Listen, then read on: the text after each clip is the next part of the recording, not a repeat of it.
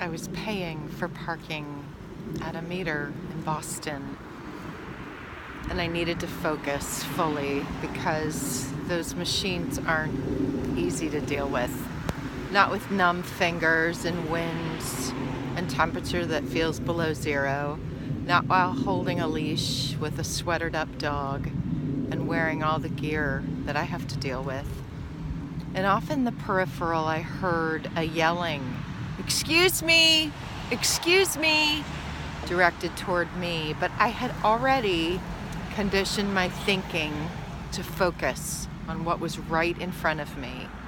I knew that I needed to pay for a ticket, put it on my car, and be on with my business.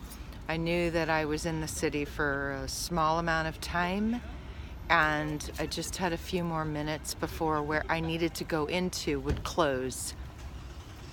And I was focusing on what I needed to do in the moments I had to do them. All right. But I kept hearing this urgency, excuse me. And a lot of my days I have reacted and responded to whomever called out, especially in duress and urgency. But I have taught my thought that unless it feels able to, that in the moment, in the immediate, what I can manage is the most important. Even if the phone rings, I don't have to answer it right away.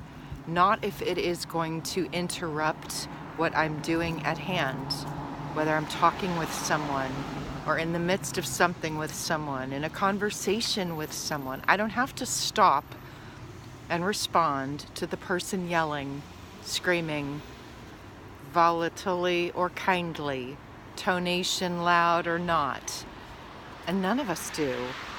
What's right in our immediate is our most important focus. And I'm not speaking about parents with children or someone who's in safety needs. I'm talking about when someone with their own demands is trying to get your attention and talk to you.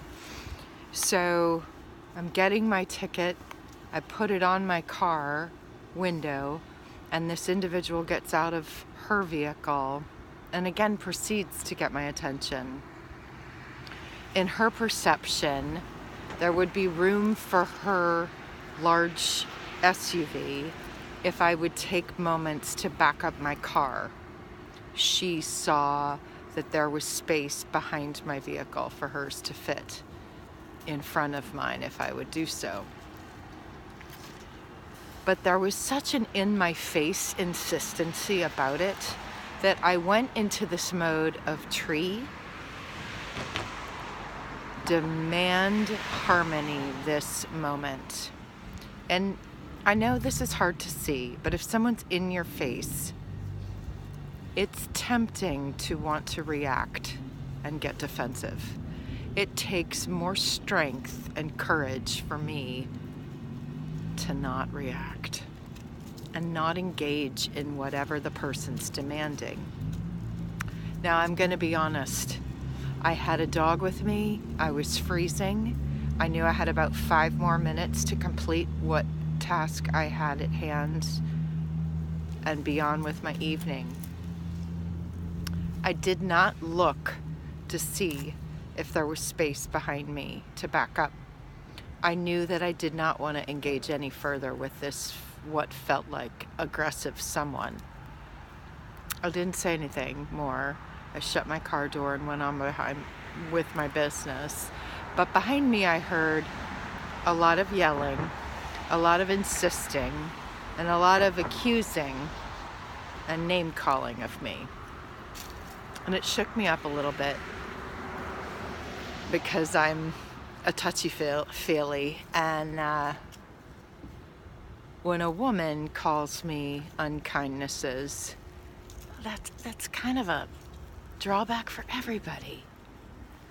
What a bummer, to be late. Nobody likes that feeling. And what a total bummer that you can't find your immediate first parking space. I've been there. But to then take out that anger at someone else and to demand emphatically that they do everything to your liking, it's just kind of wrong and full of self. It took me a little while to shake off the echo of her yelling. And I'm posting this here not as a woohoo me. I actually wish I could go back and rewind and take a moment to see if there could have been an opportunity to cooperate with her in a way that would have felt more loving. But in that moment of feeling aggressively insisted upon, I took care of me. And I don't regret that for a moment. And see, I think we all can do a better job of taking care of our precious selves, especially when the demanding ones seem to want everybody to move out of the way for them. What's your thought on this? Have you ever tried to parallel park in below zero weather and somebody else is demanding that you move and give them room to do so as well in unkind ways? If you haven't had something like that, what's helped you stay focused at hand? I would very much love to hear from you on this Think It Through Thursday.